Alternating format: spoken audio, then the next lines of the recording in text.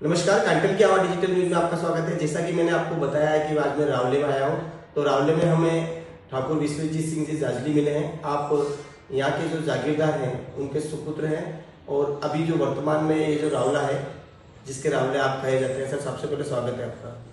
धन्यवाद सर। जिस तरह सर आज हमने हमारे दर्शकों को कहा है कि हम रावले की परंपराओं के बारे में बताएंगे, रावले का इतिहास क्या है उसके बारे में बताएंगे और रावले में किस तरह से जो वार त्यौहार सारे मनाए जाते हैं, किस तरह से लोगों को आज भी प्रेम से जोड़कर आप लोग रख पा रहे हैं उसके बारे में जानेंगे। सर, सबसे पहले मैं ये बताइए कि जिस तरह से इस रावले का निर्माण हुआ है वो कितने सालों पहले हुआ है? वैसे ये ठिकाना तो करीब 1500 ईस्वी से है, लेकिन ये जो गढ़ बनाया गया है इसको करीब 200 वर्ष हो गए हैं। ये मेरे ग्रैंडफादर ने बनाया था और उसके बाद से ये मर्दाना हिस्सा रहा है, जहाँ पर कचहरी, कोर्ट और ठिकाने के जो समस्त गांव की सुनवाई और रेवेन्यू कलेक्शन का काम किया जाता था। और मैं जाजली का 9th जनरेशन रावले हूँ और मेरे फादर 1941 में उनका राज तिलक हुआ था और उन्होंने 1953 तक इस जागीर में राज किया। 1953 में जब स्टेट्स मर्ज हो गए उस वक्त ठिकाने का फिर सारा चार्ज भारत सरकार को सौंप दिया गया। सर, जिस तरह से रावला बना और उसके पहले जैसे ब्रिटिश लोग राज करते थे, उसके बाद में रियासतों का एकीकरण हुआ, देश आज़ाद हुआ, उस समय क्या स्थितियाँ थी? जो राज होता था और जो आप लोग जो यहाँ पे लगान वसूल करते थे उसका किस तरह से मैनेजमेंट होता था और उसका थोड़ा पूरा ब्रीफ करें कि यहाँ से किस तरह से लगान वसूल किया जाता था, आगे जो प्रतापगढ़ रियासत है वहाँ तक कैसे पहुँचता था, उसका पूरा प्रोसेस थोड़ा होता है। देखिए, प्रतापगढ़ रियासत में काफ़ी ठिकाने थे, जिसमें से 11 ठिकाने क्लास 1 के ठिकाने थे, जिनको टोटल रेवेन्यू कलेक्शन का राइट, साथ में जुडिशियल पावर्स भी थे।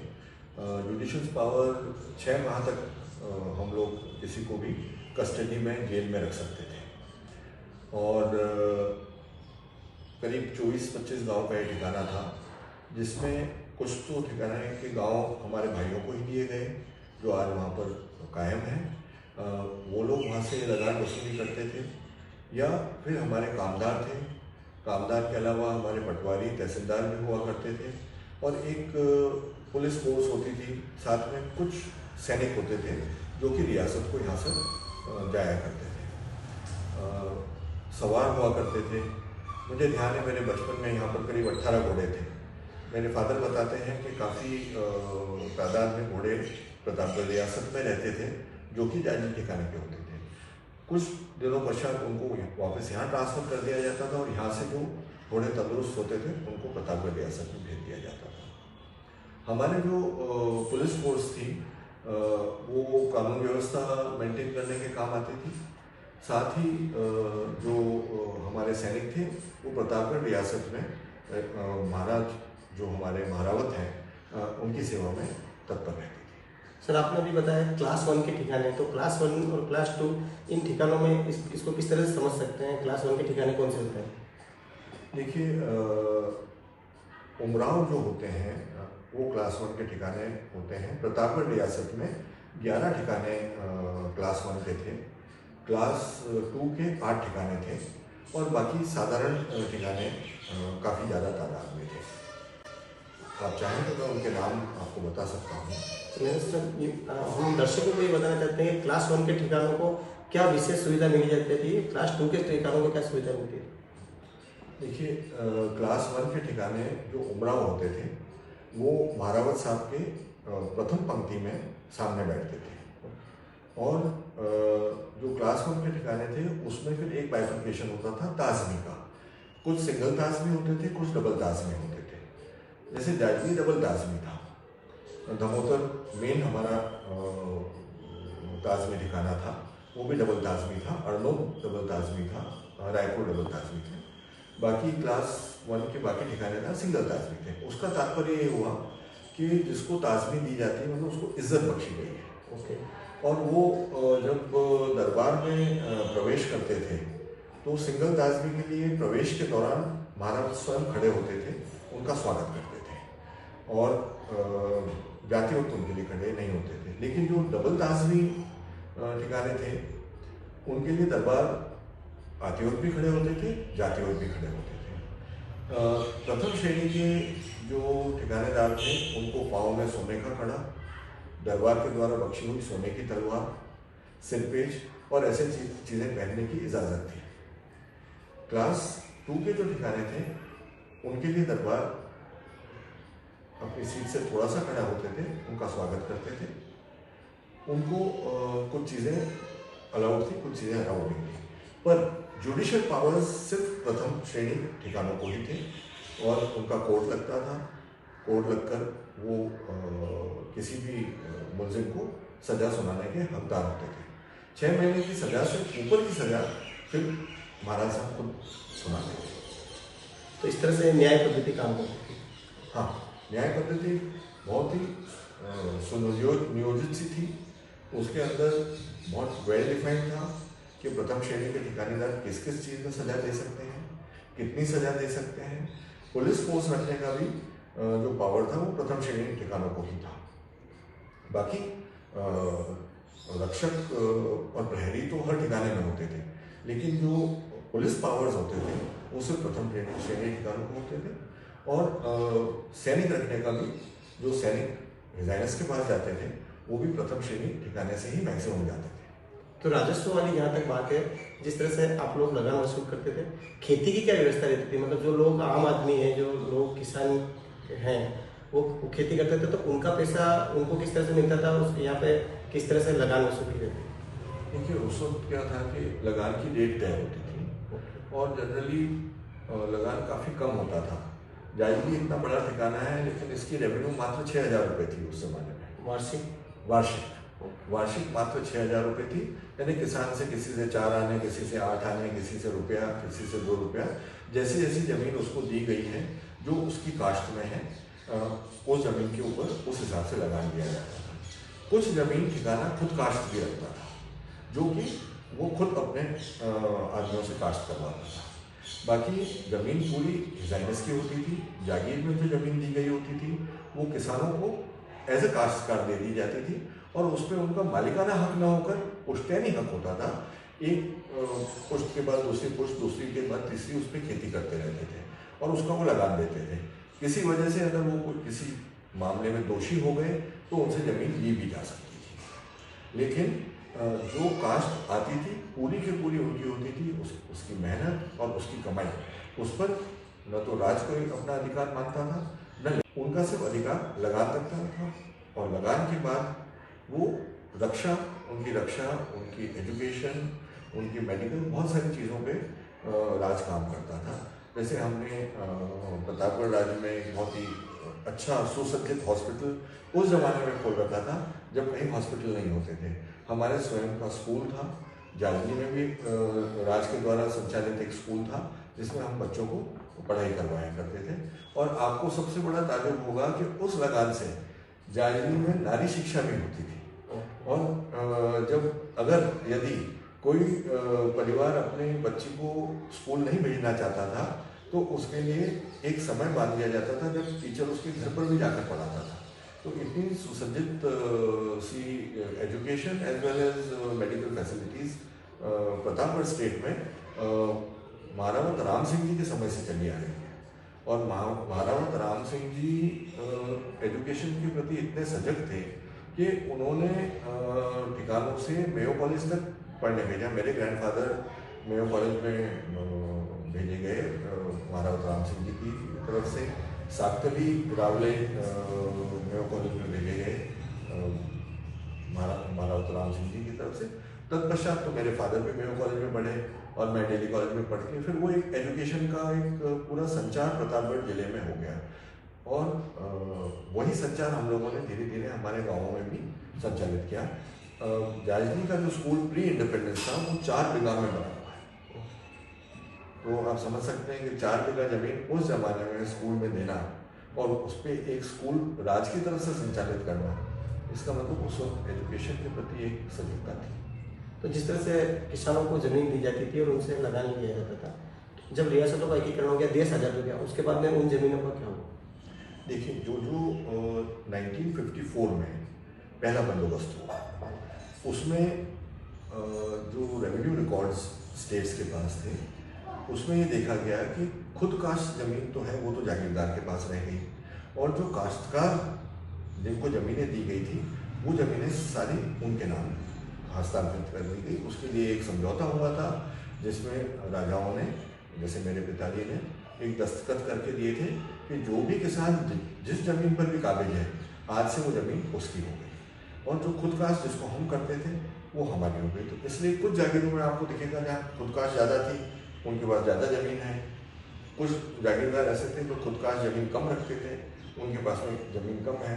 लेकिन किसानों को जो काश्तकारी में ज़मीन दी गई थी, वो पूरी की पूरी उनको हस्तांतरित कर दी गई, और उसको पहला बंदोबस्त कहते हैं। तो जिस तरह से बात करते हैं अपन परंपराओं की, तो जो रावले में परंपराएं थी वो पहले किस तरह से थी और आज भी क्या वो परंपराएं अभी तक कायम है? बात करते हैं सबसे पहले व्रत त्योहार की। देखिए, परंपराएं जहाँ तक मैं समझता हूँ कि जागीरी ठिकाने में पूरी उसी रूप से मनाई जा रही है जैसे इंडिपेंडेंस से पहले मनाई जाती थी। हमारे यहाँ जो मुख्य त्यौहार होता है वो नवरात्रि होती है। नवरात्रि में यहाँ पर गरबे होते थे। यहाँ हमारे एक गरबे का स्टैंड है, उसको गरबी कहते हैं। वो गरबी मुझे लगता है कि कम से कम 500-600 साल पुरानी है। आज भी उसे राजमहल चौक जो है, उस चौक में पहले नवरात्र को रोपित किया जाता है, पूजा की जाती है, पूरे गांव वाले इकट्ठे होते हैं और उसके आसपास गरबा खेलते हैं। हम सिसोदिया होने के नाते हमारे बाण माता कुलदेवी हैं, और उनका यज्ञ अष्टमी के दिन होता है। अष्टमी के दिन मेरे परिवार के सारे सदस्य जो कहीं भी यहाँ से बसे हों, वो सब यहाँ राजमहल में आते हैं, यज्ञ में हिस्सा लेते हैं। चाहे वो अलग गांव हो गए हों, जागीरें हो गई हों, या आज के ज़माने में कोई बॉम्बे में, कोई दिल्ली में, कोई इंदौर में बसा हुआ है, वो सब अष्टमी के दिन यहाँ गांव में इकट्ठे हो जाते हैं और राजमहल में ही सारा त्यौहार होता है। सब लोग मिलकर यज्ञ करते हैं, और यज्ञ करने के बाद में प्रसादी होती है, भोजन होता है, हम लोग सब साथ में होते हैं। दशहरे पे क्या आयोजन है? दशहरा पूरे गांव का, पूरी जागीर का आयोजन होता है, और जायजली में ये परंपरा शुरू से चली आ रही है। मैं जब से समझ पकड़ी है, जब से देख रहा हूँ कि पूरे 24 गांव के सरदार, अन्य जाति के सारे लोग, विशेषकर हमारे भील साथी, वो यहाँ आते हैं, और दशहरे पर सब अपने अपने शस्त्र लेकर आते हैं। मैं रावले होने के नाते शस्त्रों की पूजा करता हूँ। हर इंसान के शस्त्र की मैं स्वयं व्यक्तिगत पूजा करता हूँ, और वो पूजा कर कर मैं उनको वापस माथे पे लगाकर सुपुर्द करता हूँ। शस्त्र पूजन होने के बाद में अश्व पूजा होती है। जो ठिकाने के घोड़े हैं उनकी पूजा होती आई है। जब मैं बचपन में था जब तो 18 घोड़ों की पूजा होती थी, अब 2-3 घोड़ों की होती है। फिर मेरे गांव के जो भी लोग घोड़े रखते हैं, वो सब भी राजमहल के अंदर घोड़े लेके आते हैं। यहाँ घोड़ों की पूजा होती है, उनको गहने पहनाए जाते हैं, और उसके बाद में यहाँ से सब लोग एकत्रित होते हैं। एक परंपरा मेरे फादर ने जरूर शुरू करी है कि पूरे 24 गाँव में किसी भी जाति, किसी भी वर्ण विशेष के बच्चे अगर मेरिट में आते हैं, 70% से ऊपर नंबर लाते हैं, तो मेरे फादर ने एक जायजली राज का एक सर्टिफिकेट देना शुरू करा है उनको, उत्कृष्ट का। साथ ही फादर उद्यम की तरफ बड़े रुचि रखते थे, तो उन्होंने यहाँ पर कुछ रत्न बनाए हैं, जैसे विश्वकर्मा रत्न, जैसे शिल्प रत्न, जैसे चिकित्सा रत्न।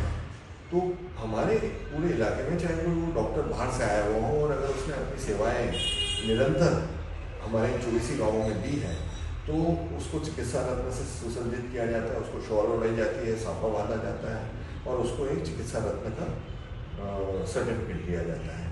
इसी प्रकार से अगर कोई कृषि में बहुत अच्छा काम कर रहा है, किसी भी जाति का हो, उसको कृषि रत्न से नवाजा जाता है। उद्यम में कोई अच्छा कर रहा है तो उसको उद्यम रत्न से नवाजा जाता है। शिक्षा में कोई टीचर अगर बहुत अच्छी लगन से पढ़ाई करवा रहा है और उसके रिजल्ट्स बहुत अच्छे आ रहे हैं, तो उसको शिक्षा रत्न से सम्मानित किया जाता है। और ये परंपरा आज मैं 57 ईयर्स का हो चुका हूँ और मैं बचपन से इसको देख रहा हूँ। इस परंपरा को मैंने लगातार जारी रखा है। इस सारे कार्यक्रम होने के बाद में यहाँ से एक शोभा यात्रा निकलती है, जिसमें करीब करीब सभी गाँव के लोग एकत्रित होते हैं और हम लोग हनुमान जी के मंदिर जाते हैं।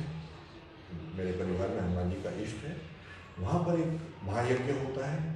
यज्ञ के बाद में मालपुए और रायते का प्रसाद बनता है, जिसको पूरा गांव और जितने भी मेहमान पधारे होते हैं वो सब ग्रहण करते हैं। ये हमारे दशहरे का मेन कार्यक्रम होता है। जिस तरह आपने भी बताया 24 गांव, तो अपने परगने में 24 गांव आते थे क्या? जागीर में 24 गांव आते थे।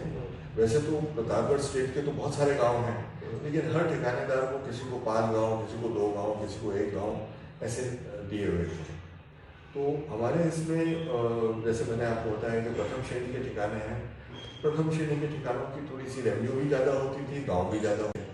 और जायजली में तो इत्तेफाक से सिंधिया से भी गांव आए हुए हैं, तो वो भी गांव जायजली जागीर के ही पार्ट बन गए हैं। तो इस तरह से प्रतापगढ़ जो रियासत थी उसके 4 सुपर स्पेशल कौन सी जागीरें थी? देखिए, जो सबसे ऊपर आती है वो धमोतर आती है। धमोतर जो पहले महारावत साहब थे उनके छोटे भाई से धमोतर अलग हुई थी। उसके बाद में उन धमोतर के ही दूसरे भाई थे, उनको जाजली मिली थी। पर सबसे ऊपर आज की तारीख में धमोतर, सेकंड रैंक पे अरनौद, थर्ड में जाजली, फोर्थ में रायपुर। ये चारों ठिकाने डबल तहसील है। तो सर जब बात थी कि राजा जो होता है उसका आम जनता से पूरी तरह से जुड़ा होता है, व्रत त्यौहार परंपराएं यहाँ पर रावले में मनाई जाती थी। क्या गांव में कभी ऐसी स्थिति होती थी कि कहीं शोक हुआ है, उस स्थिति में क्या यहाँ के जो रावले हैं उनका क्या रहता था? वो क्या लोगों से उनका शोक संवेदना व्यक्त करने जाते थे या क्या सिस्टम रहता था? देखिए, करीब करीब जब भी मैं यहाँ होता हूँ और कोई ऐसी अनहोनी मृत्यु हो जाती है किसी की भी, तो मैं बैठना करने अवश्य जाता हूँ। और जो गांव के हर जाति के जो मुखिया होते हैं उनके 12वें के दिन जो पगड़ी जाती है वो ठिकाने से जाती है। जो पहली पाग बनती है जब 12वां हो जाता है, और अगर उसको पगड़ी दस्तूर कहते हैं, तो आम जगह वो पगड़ी ससुराल से आती है। लेकिन जायजली ठिकाने में किसी भी गांव में किसी भी परिवार में कोई मृत्यु होती है तो वहाँ पर जो पहली पगड़ी बनती है वो ठिकाने से ही बनती है। मैं होता हूँ तो मैं स्वयं बांधने जाता हूँ और अपने हाथ से बांधता हूँ। अगर मैं नहीं होता हूँ तो मेरे कामदार साहब हैं, उनके हाथों पगड़ी, लिफाफा, शॉल, वो सब जो बड़ा बेटा होता है उसके माथे में लगती है। तो ये परंपरा कितने सालों से चल रही है? जहाँ तक मैं समझता हूँ ये परंपरा शुरू से ही चल रही है। मैं तो बचपन से मेरे फादर को भी देखता था कि जब भी किसी की यहाँ मौत होती थी, उनका 12वां होता था, फादर स्वयं एक वाइट पगड़ी लेके, वाइट साफा लेके जाते थे, अपने हाथ से उसको बांधते थे। चाहे वो सुथार हो, चाहे वो लोहार हो, चाहे वो पटेल हो, चाहे कुमावत हो, चाहे रेगर हो, कोई किसी भी जाति का हो, उसके घर हम बाकायदा जाते हैं, जल ग्रहण करते हैं, उसके पाक दस्तूर करते हैं, टीका लगाते हैं और वापस आते हैं। जिस तरह से हमने महल में यहाँ प्रवेश किया तो एक दरी खाना दिखाई दिया, वहाँ पे क्या व्यवस्था रहती थी? उस पर किस तरह से न्याय का जो काम होता था वो होता था? उसमें क्या उसमें पूरी चौपाल लगती थी, क्या होता है? देखिए, दरी खाना वो जगह होती है जहाँ पर आम जनता राजा से मिलती है। और मैंने जो देखा है, जो फादर बताते थे, फादर भी बैठते थे, मैं भी सवेरे के समय करीब करीब 1 घंटा मैं दरी खाने में बैठता हूँ, जब गाँव वाले सारे मुझसे मिलने आते हैं। शाम को, सुबह ना बैठ पाया तो शाम को तो निश्चित ही है कि मैं 7, साढ़े 7 बजे से रात को 9 बजे तक दरी खाने में बैठता हूँ। और जो पहले परंपरा थी, ये किस्मत की बात है कि आज भी मेरे इलाके की जनता में उतना विश्वास है कि वो अपनी समस्याएं, अपने जो भी प्रॉब्लम्स होती हैं, उनके जो लैंड से रिलेटेड केसेस होते हैं, उनके व्यक्तिगत भाइयों की लड़ाइयाँ हैं, वो सब आज भी दरी खाने में शाम को 7:30 बजे से लेकर 9, साढ़े 9 बजे तक, जितने भी समय में, जब तक उसका निराकरण नहीं होता, जब तक वो अपनी समस्या बताते हैं, मैं उनको सुनता हूँ। सुनने के बाद में वो अपने साक्ष्य के रूप में किसी को लेके आते हैं या कागज़ लेके आते हैं। जहाँ तक हो सकता है मैं उनको समझाता हूँ, उनको सही दिशा देता हूँ। और अक्सर ये मैंने देखा है कि लोग उस बात को मानते हैं। वो कहते भी हैं कि कोर्ट कचहरी में जाने की बजाय यहाँ पर हमें सुना जा रहा है, एक ही बैठक में बात तय हो रही है और न्याय संगत हो रही है, तो उसको मानते हैं। तो जी आज का जो समय है जिसमें न्याय व्यवस्था इतनी प्रबल है, ऐसे समय में भी अगर लोग यहाँ के अगर आपसे पास आ रहे हैं, समस्याओं का समाधान कर रहे हैं, तो ये वास्तव में काबिल तारीफ है। सर हमारा एक सवाल होता है कि जिस तरह से अपन बात कर चुके हैं न्याय व्यवस्था को लेकर, रीति रिवाज को लेकर और परंपराओं को लेकर, आज जो चीज़ें चल रही है वर्तमान समय में, फिर भी लोग यहाँ तक आ रहे हैं, काफ़ी अच्छा है। ऐसा कोई किस्सा बताएं जो कि मतलब आम जनता तक जाना चाहिए, राजा महाराजाओं से जुड़ा, आपके परिवार से जुड़ा, रियासत से जुड़ा, ऐसा कोई आपको विशेष याद आ रहा हो जो लोगों तक पहुँचना चाहिए। देखिए, सर्वप्रथम तो प्रतापगढ़ राज्य बनने के बाद में मेरे पूर्वजों में मुझे कांधल देव सबसे पहले याद आते हैं। कांधल देव ने बहुत ही कम उम्र में हल्दी घाटी में महाराणा प्रताप के साथ में 150 जनों की टुकड़ी लेकर युद्ध करी थी। उस वक्त हम धमोतर का ही हिस्सा थे, जाजरी ठिकाना अलग से नहीं बना था। तो कांधल देव के साथ में 150 जने जो कि मेरे ही परिवार के थे, वो वीरगति को प्राप्त हुए थे। और कांधल देव जी के पुत्र पुराजी भी वीरगति को प्राप्त हुए थे। उनकी वीरता को देखते हुए प्रतापगढ़ में एक शाखा बनी पुराजी के नाम से, जिसकी वजह से हम पुरावत जाने जाते हैं। एक पुराजी महाराणा प्रताप की 11वीं संतान भी थे, वो मांगरो भिलवाड़ा के हैं, लेकिन हम पुराजी कांधल देव जी की औलादे हैं, जिनकी वजह से हमारा नाम पुरावत पड़ा है। इसके अलावा एक और बहुत अच्छा किस्सा है जिससे जाजरी ठिकाने को प्रथम श्रेणी में रखा गया। जब पुराजी के संतान थी, उनको पहले कुलथाना मिला, कुलथाना से वो बिलेसरी गए, बिलेसरी भी ठिकाना था, कुलथाना भी ठिकाना था। फिर पर ये हम सब साधारण ठिकाने थे। सो जब बिलेसरी में जगत सिंह जी का जन्म हुआ, वो बड़े वीर थे, तो उनको ये दायित्व दिया गया कि मराठाओं का आक्रमण और मराठाओं की चौथ वसूली और सरदेश मुखी वगैरह जो भी वसूलते थे वो बहुत ज़्यादा बढ़ गई है, तो प्रतापगढ़ के अंदर उनका प्रकोप न बढ़े, इसलिए आपको ये एरिया दिया जाता है। तो जब ये एरिया दिया गया तो जाजरी ठिकाना दिया गया और जाजरी को प्रथम श्रेणी का ठिकाना बनाकर जगत सिंह जी को यहाँ का रामले बनाया गया। मराठाओं से युद्ध लड़ना था, तो जगत सिंह जी की पॉलिसी ये थी कि अगर हम डिफेंसिव पे रहे तो मराठा हमें परास्त कर देंगे। तो उन्होंने कहा कि क्यों ना हम ही अटैक करें। तो उनकी सेना की टुकड़ी लेकर वो रात्रि को एमपी बॉर्डर पे पहुंच जाते थे। मतलब उस वक्त सिंधिया का मराठा राज्य था, सिंधिया राज्य था, उसमें पहुंच जाते थे और पौ फटते ही सुबह सुबह वो मराठा इलाके में आक्रमण करके वहाँ तबाही मचा देते थे। इसका नतीजा ये हुआ कि शायद महाजी सिंधिया थे, उन्होंने जाजरी के साथ एक संधि करी और पीपल खेड़ी की जागीर जो कि सिंधियाओं की थी वो जाजरी को दी। इसलिए जाजरी प्रतापगढ़ का तो जागीरदार है ही है, साथ में मराठाओं का सिंधिया का भी एक जागीरदार है। और ताजुब की बात यह है कि उनका भय इतना था कि सिंधिया ने भी जाजरी को सिंधिया के दरबार में प्रथम श्रेणी का जागीरदार नियुक्त किया। काफ़ी अच्छी आपने हमें जानकारियाँ दी है। रावले से जुड़ी हुई सारी बातचीत हमने आम जनता तक पहुंचाने की कोशिश करी है और सबसे बड़ा जो हमें पहलू देखने को ये मिला है कि आज भी वो परंपराएं कायम है, आज भी वो रीति रिवाज कायम है। और गांव के लोगों की जहाँ तक बात करते हैं तो आज भी यहाँ के जो ठाकुर है विश्वजीत सिंह जाजली, जिनको रावले हुक्म कहा जाता है, उनका लोग सम्मान करते हैं, प्रेम से उनके पाँव छूते हैं और उनको आज भी वही आदर और इज्जत देते हैं, उनकी बात मानते हैं, उनकी समस्याओं को उनके द्वारा जो समाधान बताए जाते हैं उनको सुना जाता है और पूरा इस तरह से ये परंपरा आज भी कायम है। वीडियो आपको कैसी लगी जरूर कमेंट करें और अधिक से अधिक शेयर करें। और यदि आपको और किसी ठिकाने के बारे में जानकारी चाहिए तो भी हमें कमेंट करें, हम वहाँ पर जाएंगे, वहाँ की परंपराओं को दिखाएंगे और आम जनता तक पहुँचाने की कोशिश करेंगे। धन्यवाद बहुत बहुत। Thank you. धन्यवाद सर।